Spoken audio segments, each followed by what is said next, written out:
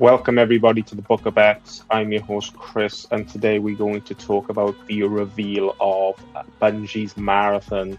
So we touched on this topic in Friday's video that this reveal was imminent, and now we know everything we need to know about uh, Bungie's game, including how it plays, how it looks, when it's coming out, and supposedly from rumors we now know what the price tag is.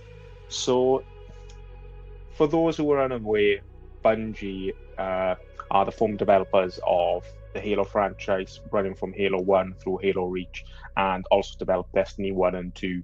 And they are now releasing Marathon this year. Now, Marathon is an old IP of theirs from back in the 90s, but most people now will have.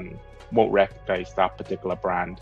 But this is a new game, new team-based first-person shooter being launched in the extraction shooter genre. Now, that would be games such as Escape from Tarkov, Hunt for Showdown, and more recently, Sony's big success with Helldivers 2. It's not a genre I have much experience with outside of Tom Clancy games such as Division and Rainbow Six Extraction, but I do know it's a very popular genre. The real question is, what have they done enough differently from the others to actually entice people's time? Now, Bungie has strong pedigree, and one of the strongest things when it comes to Bungie games is this first-person shooter mechanic. So I have no doubt that this game will control incredibly well.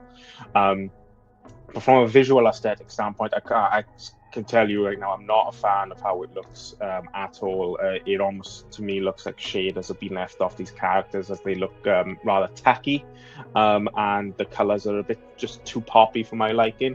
But from a gameplay standpoint, it looks fairly solid. But you just thought Sony had learned from the catastrophe that was Concord. So for those who aren't familiar, Concord was released last August by Sony.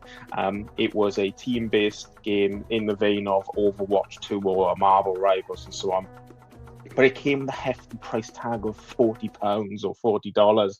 Now, those are prices you could have charged back in 2015, 2016, the likes of Overwatch 1, Rainbow Six Siege, and that when they came out. But we're in a very different world now where a lot of these big games rely on it being a free-to-play to go to the mass market to fight for people's time.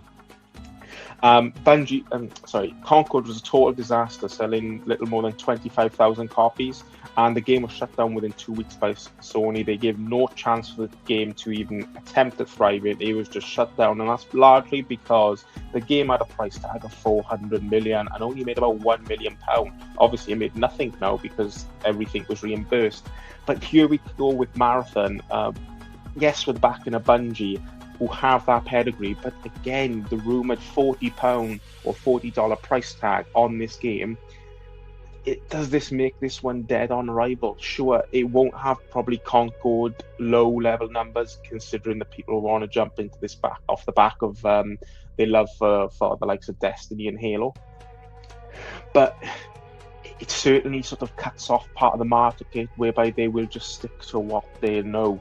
So it'll be interesting to see how this one pans out. We also got a release date then of September 23rd, and they're pitting this right up against Borderlands 4. Now, Borderlands 4 it got more of a story mode to it, but it's another co-op based game, and the IP is a lot more well known. So are they really going to go up against another first-person shooting on that day?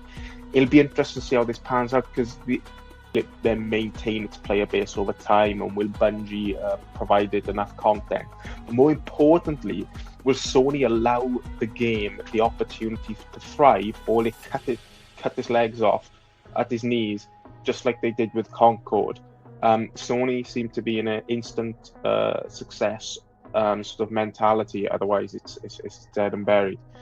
So, what are your thoughts, everybody, with regards to the price tag on this one? What are your thoughts in regards to the gameplay of this one? Is this a game that you're interested in, or is this a game that you're not going to give any sort of time towards? I would be interested to know your thoughts in the comments.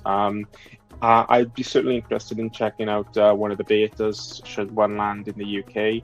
Will I pick this up further down the line? If I'm being honest, unlikely, at least from a day one standpoint. But sure, something I'd be willing to check out if the general sentiment around the game is a lot of positivity, which at the moment, all I'm seeing is a lot of mixed reactions towards towards this game from those who have had hands-on experience, looking at sort of the press articles at the moment. So thanks for listening to that video today, guys. If you are not part of the channel, I'd appreciate subscription, and if you enjoyed this video, please hit the like button. But on that note, guys, enjoy the rest of your day, and I'll speak to you all soon. Bye.